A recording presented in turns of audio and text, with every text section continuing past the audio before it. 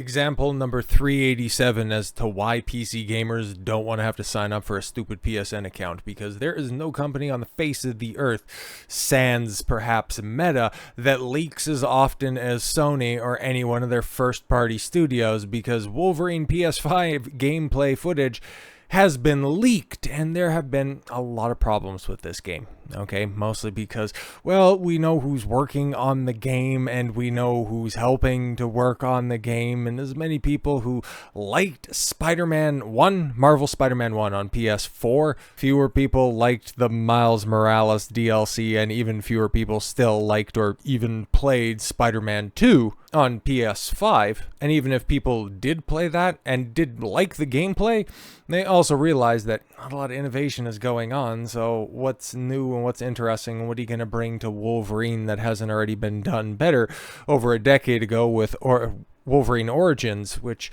I think that was an Activision game of all things. It was a movie tie-in game. It was actually the Wolverine story that Wolverine fans, X-Men fans in general, wanted the movie to be. The game is great. It still holds up, by the way. So if you have a copy or you have a way to play it, I'd highly recommend it, because yeah, what we're seeing out here, yeah, this is no reason to be excited, guys. Okay, new Wolverine game or PS5 gameplay footage has leaked. Several minutes of Marvel's Wolverine gameplay recently surfaced online. The leaks offer a glimpse into the combat, traversal, and story.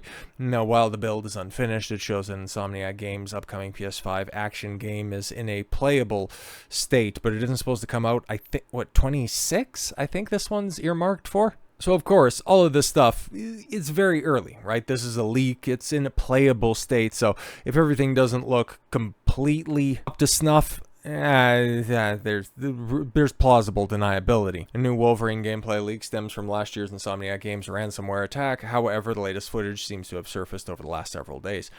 Two short videos showing combat and open world traversal were uploaded to the website streamable. The third, a longer video, was also uploaded to YouTube and showcases cutscenes and combat set pieces from a specific point in the story. A traversal video shows Wolverine climbing and free running in the city on a tropical island of Madripoor, while another shows Logan's escape from the Weapon X facility. Okay, so it really doesn't sound all that dissimilar from the Origins Wolverine game. However, the best look at Wolverine's gameplay is in a longer video on YouTube, and that video also gives most of the narrative context, which, yeah, that's the one that we're going to be focusing on. A longer Wolverine gameplay video opens with Wolverine standing in what appears to be a hotel bar with a mission pop-up instruction of the player to find Princess Bar, where Logan saw Mystique years earlier. His jog to the bar also offers a decent look at the city. The district resembles a stereotype of a small Latin American community. However, viewers may notice the modern skyscrapers rising in the distance. And I would show you the video, but it has since been removed from YouTube. Maybe by the time that you see this video right here, it could have been restored from a mirror or something like that, but we got screenshots and we got more things to discuss. Upon reaching the Princess Bar, the flashback of Wolverine sharing a drink with Mystique. Logan attempts to get information from the mysterious owner, Tiger, a name that might ring a few bells for X-Men fans. However, their conversation is cut short by the arrival of ninja-like Reavers. Several minutes of combat follows, including a boss fight with a hovering air enemy, which, obviously shows unfinished gameplay, but you can see the traversal. You can see that it's quite Spider-Man-like, and yeah, it's Insomniac. It's the same team. It's the same guys that are working on this stuff, so of course there's going to be a little bit of bleed over, and that's, of course, the most celebrated aspect of those Spider-Man games is the gameplay. But to contrast that, what's the most derided aspect of Spider-Man games, specifically Spider-Man 2? Oh, that would be Sweet Baby Inc. God damn it. Something big happened yesterday, and most people missed it. Now, every theory we had about the uglification of women in AAA gaming turned out to be true. Oh no, look at what happened to Jean Grey in Insomniac Games, Marvel's Wolverine. From the leaked early screenshots of the first beautiful model to the masculine, world-weary version we have today, they are ruining Marvel.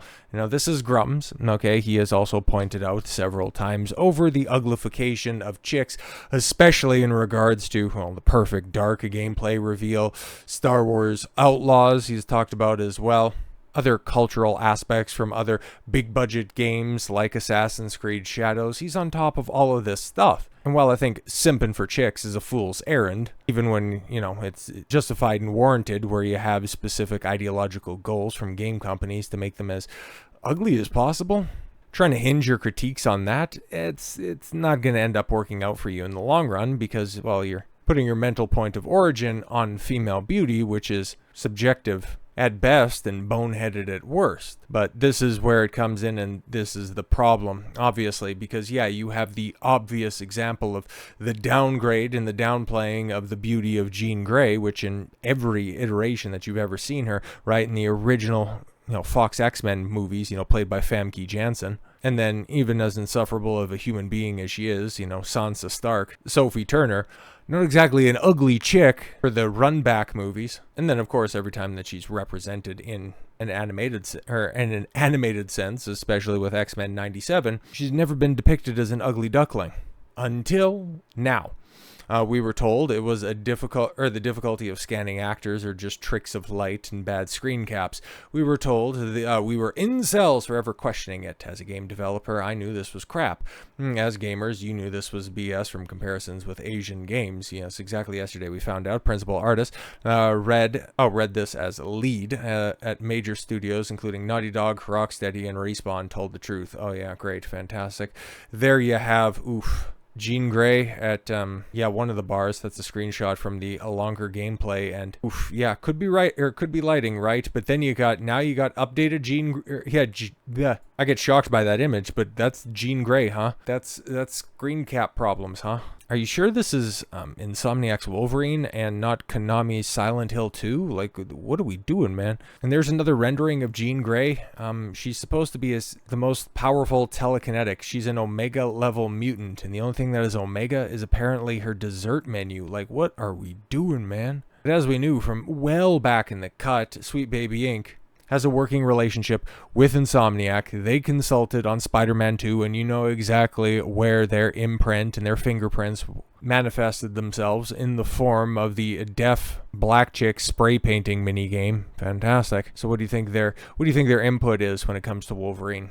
Exactly. But yesterday, principal artist at major studios such as Naughty Dog, we know their personal leanings, Rocksteady Games, and Suicide Squad, Kill the Justice League, anyone, and Respawn. Apex Legends, I mean, did you see some of those crossover characters when they were trying to do the Final Fantasy VII Rebirth marketing integration? Ugh. Just look at how awful Aerith look on some model that's out there. Okay, she looks like an old librarian with a rag tied in her hair. It's terrible. I talked about the frustration at trying to get his designs for beautiful female characters approved at AAA studios. Every time he every time he pitched them, I guess that should be them. Every time he brought them up in meetings, he was ignored. Inexplicably, each character went from beautiful to grocery store aunties. Each revision worse than the last. I'm no fan of gamers. Okay, this is no fan of gamers or Gamergate 2. I mean, he's got a flag in his bio. Okay, this is a liberal woke dev with seemingly a lot of talent who's bringing you this information, which, yeah, okay. If this is one of those situations where the artist that doesn't infuse his own personal leanings into his art, I'm actually down with that. There's a lot of people, especially with, people that have our political leanings, where if you want to enjoy any modern entertainment, you kind of got to separate creator from the created. And that's just kind of been the way of the world for a very long time. And that's never really been a problem, man. Like, there's a lot of actors that I like. Robert De Niro, okay, he's a part of so many of my favorite films of all time, and really, do I need to say more about him? When it comes to music, I mean, I love myself some metal, I love myself some classic rock and roll, and outside of Alice Cooper, Rob Halford, and a few other people, they're insufferable and intolerable. But if Kickstart My Heart comes on in my playlist, I'm still going to crank that up, even though Tommy Lee is an insufferable bellend. But yes, this is no myth, this is no conspiracy theory, this is happening in AAA, and you were right all along. So why is this happening? So yeah, let's take a look at his post that's right here. I'm not talking about mild changes, I'm talking about pose, aura, style, softness, age, flair. I hate giving Gamergate men fuel, but it's very difficult to pitch beautiful or vain black women in games without them coming back like grocery store aunties. There is room for both. For clarity, this is just an example to convey the point. Well, yeah, exactly. Because you have an attractive black chick and being used as the inspiration for, I guess, an astronaut something or other, okay? And there, yeah, grocery store auntie. That's a pretty good description, okay? We know that Sweet Baby Inc. is involved with Marvel's Wolverine. We know this because Sweet Baby Inc.'s own tweets, yeah, we've seen, and it's on their website, okay, they have a working relationship with Insomniac and with Sony. SBI does two things we talk about. They assist with dialogue and story, and they also assist with character design. By now, everyone knows SBI's public mission is to insert DI sensitivity into all games. It is their sole purpose and pitch as a consulting company. This explains why Jean Grey went from great to grocery store auntie. This is why everywhere in AAA gaming, why is it necessary to reduce firecrackers' butt size in Call of Duty? Oh yeah, that's another thing. I don't know if that's referenced here at all in picture. Oh yeah, it is. Okay, we can at least pull that up, right? After Me Too, there was a great call to reduce the sexualization of women. Yeah, so this horrible incident slammed into the entertainment industry. Everyone overcorrected. Yeah, it's almost like they lied to get into positions of power because their ideas weren't good enough to stand on their own, so they had to create this subversive plot to weasel themselves into and grasp the levers of power. And now that they've had a substantial amount of time to ruin the industry, insert their ideas, well, there's a reason why everybody who's playing games is either going into the indie spaces where these freaks don't have any reach or say, or they're going to Asia where all of this stuff ends up getting refuted directly at the source. Take a look at what China's doing. Black Myth Wukong exposing SBI's scam. Shift up over in Korea. The Stellar Blade guys. They're trying to play the game. They're going along to get along, but they're still not being compromising in regards to the design of Eve. Japan, there's too many examples to point to. It's like there's too many examples to point to on the Western front of people lining up for this slop. But look, this is the Call of Duty model. Okay, that's the Call of Duty model for Firecracker, the one on the left. And then, Blizzard changing, I think that's Tracer, right, from Overwatch, who used to be shapely, or at least just have, like a nice little ass. That was always the meme within Overwatch when it first came out, and then gone. Same thing with Lara Croft in Call of Duty, just having wider shoulders than she does, a jawline. Joanna Dark's redesign for the new upcoming Perfect Dark, Ma'am Solo and Star Wars Outlaws. Like, it's just, the manifestation of all their wants and desires over on that side of design. The ugliest people possible. And as Grums points out, the only way that this gets changed is with a stern no, and you have to mean it. No more simps in the industry. That's why I go so hard against these people. Because, yeah, Del Walker, he might be talented, but he's an ideologue. And when you see warning signs, even on games that you think, I might have a passing interest in, you gotta have a stiff upper lip. So yeah, if you enjoyed the Spider-Man titles, but you were put off ultimately with what you got with Spider-Man 2's stories and side quests, don't look forward to any changes with Wolverine. The same people who gave you that crap are trying to run it back one more time. Enough is enough. When you say no, frickin' mean it. So with all that said, thank you all very much for the gift of your time. I've been Don Consuelo. I want you to follow your gut and get after it. Take care, everyone.